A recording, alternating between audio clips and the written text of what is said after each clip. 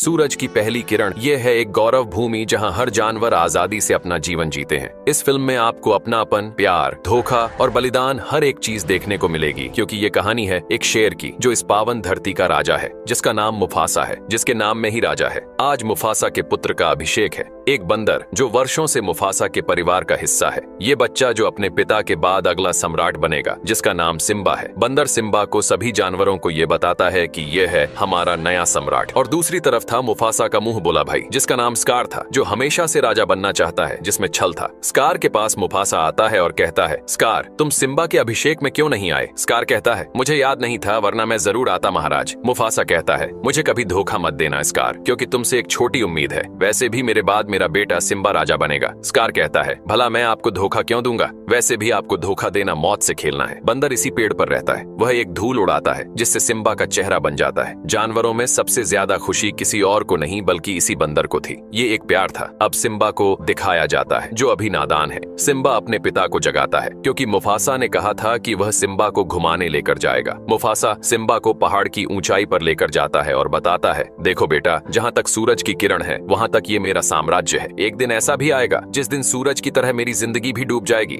और नई किरण के साथ तुम्हारा राज होगा। सिम्बा कहता है, पिताजी, क्या सच में इस पूरी धरती का राजा मैं बनूंगा और काली घाटी का भी राजा बनूंगा? मुफासा कहता है, भूल कर भी काली घाटी की तरफ मत जाना। सिम्बा कहता है, पिताजी, राजा तो कहीं भी जा सकता है ना? मुफासा कहता है, बेटा, सबके अपने उसूल होते हैं। राजा का उसूल यही होता है कि वह अपनी और इस गौरव भूमि की रक्षा करे। तभी यहाँ एक पक्षी आता है। यह पक्षी मुफासा के परिवार का खबरी था, जो बहुत ज्यादा बकबक करता था, जिस वजह से मुफासा सिम्बा से कहता है, इसे सबक सिखाओ। सिम्बा धीरे धीरे पक्षी की तरफ जा रहा था और उछलकर उसे पकड़ लेता है, जिस पर मुफासा जोर से हंसता है। तभी पक्षी बताता है, महाराज, लकड़बग्घे शिकार के लिए निकल चुके हैं। इतना सुनते ही मुफासा पक्षी को कहता है, सिम्बा को अपने साथ घर ले जाओ। लेकिन सिम्बा एक कीड़े के साथ खेलने लग जाता है और खेलते खेलते स्कार के पास चला जाता है। स्कार कहता है, इस तरह से शिकार करोगे तो एक झींगुर भी नहीं पकड़ पाओगे। सिम्बा कहता है, मुझे शिकार करना आता है और मैं गौरव भूमि का राजा बनने वाला हूँ, उसके बाद तो आप मेरा हुक्म मानोगे। ये सुनकर स्कार को बहुत गुस्सा आता है और कहता है, तुमने काली घाटी के बारे में सुना है? सिम्बा कहता है, पिता ने वहां जाने से मना किया है। लेकिन स्कार सिम्बा को उकसाता ताकि सिम्बा काली घाटी चला जाए। एक दिन सिम्बा और उसकी दोस्त नाला खेलते खेलते काली घाटी पहुंच जाते हैं, जहां बड़े बड़े जानवरों की हड्डियां थीं। ये बेहद डरावनी जगह थी। नाला उसे घर चलने को कहती है, लेकिन सिम्बा उसकी बात नहीं मानता। दोनों घाटी के अंदर चले जाते हैं। तभी वहां बहुत सारे लकड़बग्घे आ जाते हैं, जो बहुत खूंखार थे। लकड़बग्घों की सरदार दोनों को खाने को कहती है और दोनों पर हमला कर देती है। दोनों यहाँ से भागने लगते हैं, लेकिन आगे चलकर लकड़बग्घे दोनों को घेर लेते हैं। सिम्बा अपनी दहाड़ से उनको डराता है, लेकिन अभी उसकी आवाज में वह दहाड़ नहीं थी, जिस पर लकड़बग्घे जोर जोर से हंसने लगते हैं। लेकिन सिम्बा इस बार गहरी दहाड़ निकालता है। सभी लकड़बग्घे घबरा जाते हैं, क्योंकि वह आवाज मुफासा की थी। मुफासा वहां पहुंच गया था। वह सभी लकड़बग्घों को नोच नोच कर फेंक देता है। किसी में इतनी हिम्मत नहीं थी कि मुफासा का मुकाबला कर सके। मुफासा कहता है, तुम्हारी इतनी हिम्मत कि तुम मेरे बेटे पर नजर डालो। लकड़बग्घे मुफासा से माफी मांगते हैं। मुफासा दोनों को वहां से लेकर चला जाता है। यही कारण है कि शेर को ही जंगल का राजा कहा जाता है। उसकी गरज और चाल में एक अलग ही रुतबा होता है। मुफासा सिम्बा को समझाता है, बेटा, मेरे मना करने के बाद भी तुम काली घाटी चले गए। जानता है, मेरी तो जान ही निकल गई थी। तुम्हें कुछ हो जाता तो मैं क्या करता? सिम्बा कहता है, पिताजी, मैं दिखाना चाहता था कि मैं डरपोक नहीं हूँ। मुफासा कहता है, जब तुम बड़े हो जाओगे तो बहादुरी दिखाने के बहुत मौके मिलेंगे।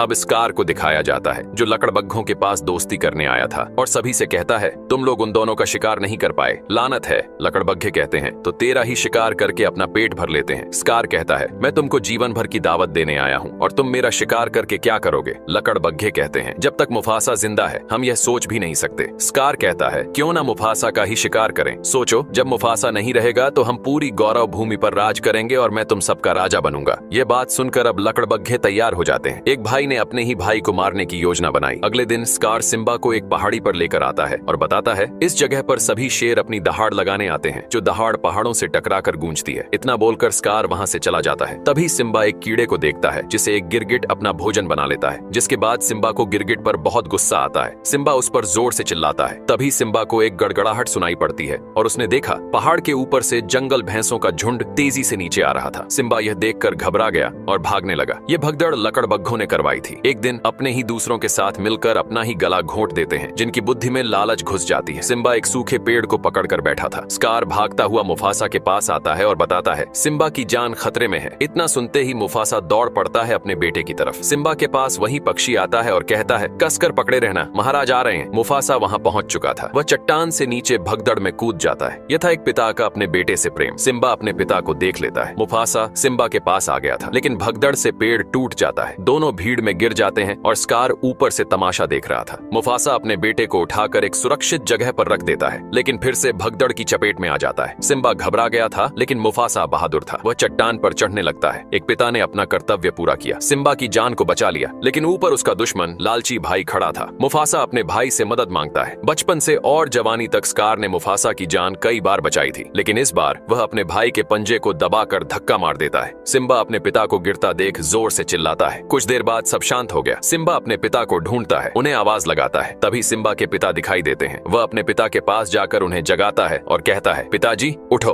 आपने कहा था कि घूमने चलेंगे, लेकिन नादान बच्चे के पिता मर चुके थे। सिम्बा अपने पिता के पास सो जाता है। तभी स्कार आता है और कहता है तुमने क्या किया सिम्बा, अपने ही पिता को मार डाला। बच्चा कहता है चाचा यहाँ भगदड़ मची थी, पिताजी मुझे बचाने आए थे। स्कार कहता है तुम्हारी माँ पर क्या बीतेगी जब उन्हें पता चलेगा कि उनकी मौत तुम्हारी वजह से हुई है। सिम्बा घबरा गया था और कहता है मैं क्या करूं। स्कार कहता है भाग जाओ यहाँ से, फिर कभी लौट कर मत आना इस पावन धरती पर। सिम्बा यहाँ से भाग जाता है। तभी लकड़बग्घे वहाँ आते हैं। स्कार आदेश देता है खत्म कर दो उस पिल्ले को। सभी लकड़बग्घे सिम्बा के पीछे दौड़ पड़ते हैं। सिम्बा अपनी जान बचाकर भागता है। भागते भागते वह पहाड़ से नीचे गिर जाता है। लकड़बग्घों को लगता है कि इतनी ऊंचाई से गिरने के बाद वह मर गया होगा, लेकिन सिम्बा अभी जिंदा था। वह बहुत उदास था। एक आखिरी बार वह अपनी गौरव भूमि की तरफ देखता है और हमेशा के लिए यहाँ से चला जाता है। पिता का दर्द क्या होता है ये तो जाने के बाद ही पता चलता है। और यहाँ स्कार एक और चाल चलता है। स्कार सिम्बा के परिवार से कहता है गौरव भूमि के महान राजा मुफासा अब हमारे बीच नहीं रहे, उनके साथ सिम्बा भी भगवान को प्यारा हो गया। मुझे बहुत दुख है, काश मैं समय पर पहुंच पाता तो दोनों को बचा सकता था। अब पूरी गौरव भूमि की जिम्मेदारी मेरे ऊपर है, इसी वजह से मैं तुम सबका राजा हूँ, लेकिन अकेले संभालना मुश्किल था, इसलिए लकड़बग्घे भी उसके साथ थे। एक कायर जिसने अपने भाई की जान अपने ही हाथों ले ली, आज वही राजा बन गया और इस तरह सत्य की हार हुई थी। अब सिम्बा को दिखाया जाता है जो बेहोश हो चुका था। उसके आसपास गिद्ध मंडरा रहे थे। आज वह हालत थी कि शेर को गिद्धों ने घेर लिया था। तभी दूर से कोई आता हुआ दिखाई देता है। वे गिद्धों को भगा देते हैं। वो दोनों सिम्बा को देखकर डर जाते हैं, क्योंकि वह शेर का बच्चा था, लेकिन सुअर ने नेवले को समझाया वह अभी बच्चा है। तभी सिम्बा को होश आता है। वह बहुत उदास था। सिम्बा दोनों को सारी बात बताता है। इस पर सुअर कहता है सिम्बा यह जीवन है, एक दिन सबको ही मरना है, इसीलिए हमें खुलकर जीना चाहिए। यह बात सुनकर सिम्बा थोड़ा अच्छा महसूस करता है। दोनों उसे अपने हरे भरे जंगल में लेकर आते हैं। यह जंगल बेहद सुंदर था। सिम्बा को इस जंगल में बहुत अच्छा लगता है। इस जंगल के सभी जानवर शेर के बच्चे को देखकर हैरान थे, क्योंकि इस जंगल में एक भी शेर नहीं था। सभी जानवर मिलकर भोजन करते थे। सिम्बा भी उनके साथ खाना खाता था। इसी तरह कई साल बीत जाते हैं। सिम्बा बड़ा हो चुका था। वह बिल्कुल मुफासा की तरह दिख रहा था और यहाँ स्कार ने गौरव भूमि को तबाह कर दिया था। लकड़बग्घों के साथ मिलकर जानवरों का शिकार कर रहा था। सिम्बा का परिवार डर कर जी रहा था, क्योंकि स्कार ने अपना दबदबा बना रखा था। नाला बड़ी हो चुकी थी। वह कहती है हमें कुछ करना होगा, स्कार हद से ज्यादा शिकार कर रहा है। तभी एक लकड़बग्घा आता है और सराबी को कहता है तुम्हें महाराज बुला रहे हैं। सराबी मुफासा की पत्नी थी। स्कार कहता है अब किसका इंतजार कर रही हो, तुम्हारा गीदड़ पति तो मर चुका है, कब तक अकेले जीवन बिताओगी। सराबी कहती है वह गीदड़ नहीं थे, बल्कि तुम गीदड़ हो। यह सुनकर स्कार को गुस्सा आता है। वह कहता है आज के बाद ताजा शिकार लकड़बग्घे खाएंगे और जो बचेगा वह तुम और तुम्हारा परिवार खाएंगे। सभी लकड़बग्घे भोजन पर टूट पड़ते हैं। उसी रात नाला भोजन की तलाश में वहाँ से निकल पड़ती है और उधर सिम्बा अब पूरी तरह से बदल चुका था। उसे अपने परिवार की याद तक नहीं आ रही थी। वह बस जंगल के जानवरों के साथ मस्ती करता था। सिम्बा के कोई सपने नहीं थे, लेकिन रात के समय सिम्बा को अपने पिता की याद आती थी। वह बहुत उदास हो जाता था। सिम्बा अपना सिर झटकता है, जिससे उसका बाल उड़कर एक नदी में गिर जाता है। उस बाल को एक चिड़िया उठाकर अपने घोंसले में ले जाती है, लेकिन दूसरी चिड़िया उस बाल को घोंसले से बाहर फेंक देती है, क्योंकि वह जानती थी कि यह जानवर का बाल है। वह बाल एक बबूल के पेड़ पर अटक जाता है। वहीं एक जिराफ बबूल के पत्तों के साथ सिम्बा के बाल को भी खा लेता है। अगले दिन जिराफ के मल को एक कीड़ा लेकर जा रहा था। जिराफ का मल लुढ़क कर टूट जाता है, जिसमें से सिम्बा का बाल बाहर निकल आता है। उस बाल को एक चींटी उठा लेती है और वहीं वह बंदर उस बाल को देख लेता है। उसने पहचान लिया था कि यह सिम्बा का बाल है। इस वजह से बंदर बहुत खुश होता है। उसे फिर से एक नई उम्मीद मिल चुकी थी। यहाँ जंगल में सभी जानवर झूमते हुए गाना गा रहे थे। तभी अचानक एक शेर उन पर हमला कर देता है। सभी जानवर अपनी जान बचाकर भागते हैं। सुअर की जान खतरे में थी, वह शिकार होने ही वाला था। तभी सिम्बा लपक कर उस शेर को दबोच लेता है। दोनों लड़ने लगते हैं। तभी सिम्बा उसे नाला कहकर पुकारता है। नाला भी सिम्बा को पहचान जाती है। दोनों वर्षों बाद मिलकर बहुत खुश होते हैं। नाला शिकार के लिए इस जंगल में आई थी। सिम्बा कहता है नाला अब हम दोनों पूरी जिंदगी एक साथ बिताएंगे, लेकिन नाला कहती है सिम्बा मुझे जाना होगा। स्कार ने पूरी गौरव भूमि बर्बाद कर दी है, तुम्हें तुम्हें भी चलना होगा, तुम हमारे राजा हो। सिम्बा कहता है अब से यही मेरा घर है, चलो मैं तुम्हें जंगल की सैर कराता हूँ, यहाँ बहुत सुकून है। सिम्बा नाला को पूरा जंगल घुमाता है। नाला को ये जंगल बहुत प्यारा लगता है, जिसमें सचमुच एक सुकून था। जंगल घूमने के बाद नाला कहती है, सिम्बा तुम जिंदा थे तो घर क्यों नहीं आए, तुम्हें हमारी याद नहीं आई? सिम्बा कहता है मुझे किसी की याद नहीं आती, यही मेरा घर है, वैसे भी अब तुम्हारा राजा स्कार है। यह सुनकर नाला को बहुत बुरा लगता है। नाला कहती है तुम अपने पिता का खून हो ही नहीं सकते, तुम तो एक कायर हो। इतना कहकर नाला वहाँ से चली जाती है। सिम्बा उदास होकर घूम रहा था, तभी सिम्बा को वही बंदर दिखाई देता है, लेकिन सिम्बा बंदर को नहीं पहचानता था, इस वजह से नजरअंदाज करके जाने लगता है। बंदर सिम्बा के सामने आ जाता है और कहता है पहचानो खुद को,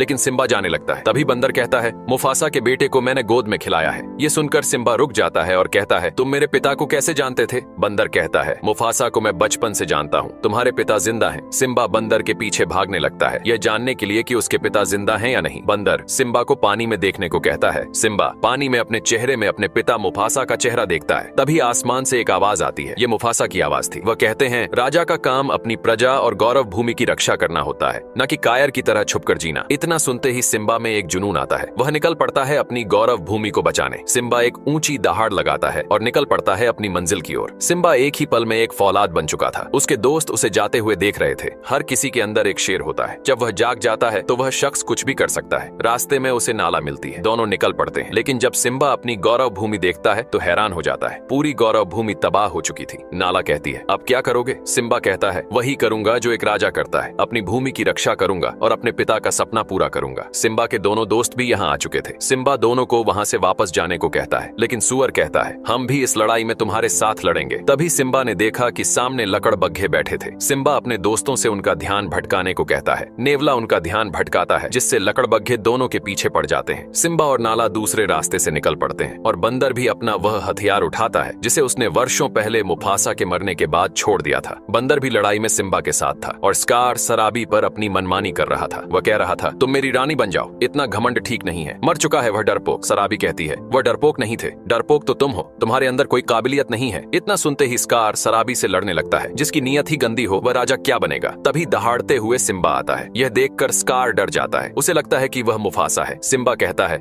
दूर हटो मेरी माँ से। सराबी वर्षों बाद अपने बेटे को देखकर बहुत खुश होती है। सिम्बा आज अपने पिता का कर्तव्य पूरा करने आया था। स्कार कहता है मुझे खुशी हुई तुम्हें देखकर। सिम्बा कहता है कोई एक वजह बताओ कि तुम्हें मैं जिंदा छोड़ दूं। स्कार कहता है भूलो मत कि मैं तुम सबका राजा हूँ। तभी नाला कहती है अब से हमारा राजा सिम्बा है, इसके लिए भले ही हमें युद्ध क्यों न करना पड़े। सिम्बा का पूरा परिवार युद्ध के लिए तैयार था। स्कार कहता है तुम भूल गए कि तुमने अपने पिता की जान ली थी, बताओ अपने परिवार वालों को कि तुम्हारी वजह से हमारे महाराज आज हमारे बीच नहीं रहे। सिम्बा इस बात को कबूल कर लेता है। स्कार को एक मौका मिल जाता है। वह कहता है जो अपने सगे बाप का न हुआ वह क्या राजा बनेगा। स्कार सिम्बा पर दबाव डालते हुए उसे पीछे की ओर ले जाने लगता है। स्कार कहता है झुकाओ अपना सिर। तभी सिम्बा का पैर फिसल जाता है। सिम्बा चट्टान पर लटक जाता है। एक जोर की बिजली गिरती है जिससे आग लग जाती है। आज एक पापी का अंत तय था। स्कार कहता है यही नजारा मैंने पहले भी देखा था, मुफासा ने मरने से पहले ऐसे ही देखा था। स्कार उछलकर उसके पंजों को दबा लेता है और कहता है एक राज की बात बताऊं, मारा तेरे बाप को मैंने ही। इतना सुनकर सिम्बा अपने पिता को याद करने लगता है। फिर अपने जबड़े से स्कार के बाल पकड़कर ऊपर आ जाता है और कहता है इसी ने मेरे पिता को मारा है। तुम कैसे भाई हो जिसने अपने ही भाई की जान ले ली? स्कार कहता है यह बिल्कुल झूठ है, मैंने नहीं मारा।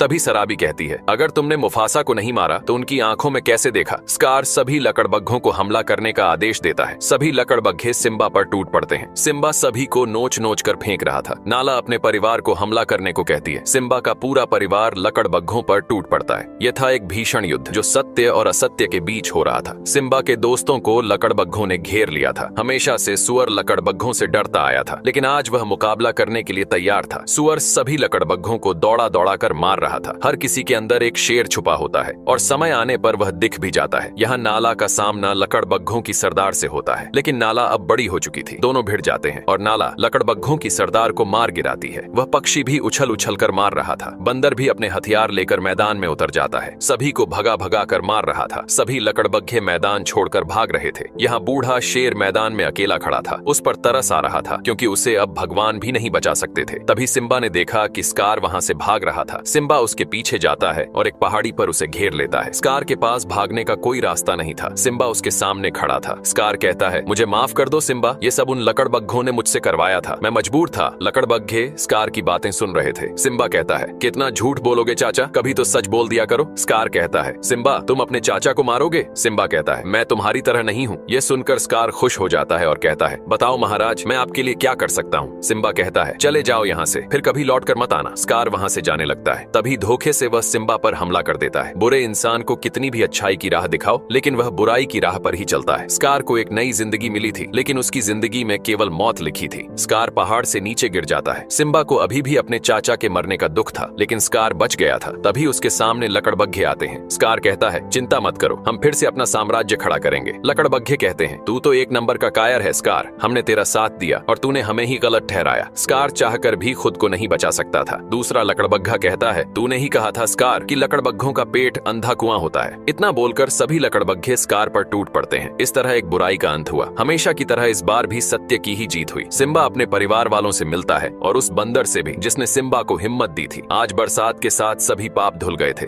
एक सच्चा राजा वही होता है जिसमें ईमानदारी, समझदारी और अपनी प्रजा की हिफाजत करने की शक्ति हो। सिम्बा एक वीर योद्धा था, वह एक वीर सम्राट था। सिम्बा गहरी दहाड़ लगाता है और इस गौरव भूमि का राजा बन जाता है। जानवरों में खुशी की लहर दौड़ जाती है। एक जीता जागता, हंसता खेलता जानवरों का परिवार और सिम्बा और नाला के प्यार से एक शेरनी का जन्म होता है, जिसका नाम कियारा रखा जाता है। इसके बाद फिर लौटेंगे एक प्यारी कहानी लेकर, जिसमें मुफासा